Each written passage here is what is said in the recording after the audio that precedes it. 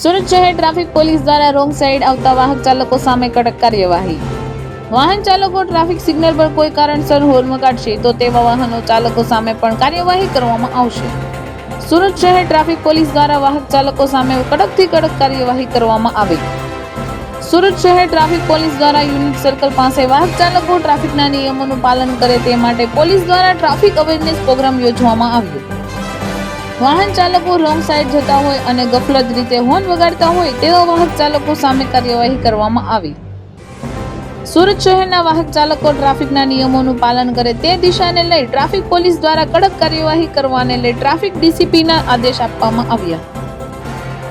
Traffic police દ્વારા wrong side જતા તેવા પોઈન્ટ ઉપર પોલીસના જવાનો તૈનાત કરવામાં આવ્યા।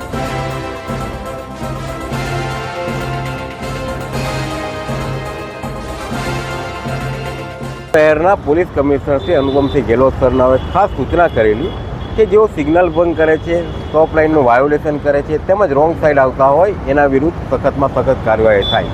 એના અનુસંધાને આજરોજ યુનિક હોસ્પિટલ ખાતે અમે મોટી એક ટીમ રાખી અને આના વિરુદ્ધ કાર્યવાહી કરી રહ્યા છે।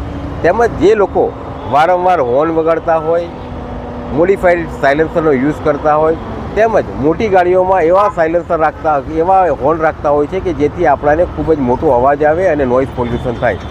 આવા લોકોને અમે જાગૃતિ અભિયાન કરી રહ્યા છીએ અને તેઓને ફ્લેક્સ બેનર દ્વારા તેમજ લાઉડ સ્પીકર સિસ્ટમ દ્વારા એ લોકોને અમે એક મેસેજ આપીએ છીએ કે બિનજરૂરી હોર્ન ન વગાડો જેથી નોઇઝ પોલ્યુશન અટકાવી શકાય।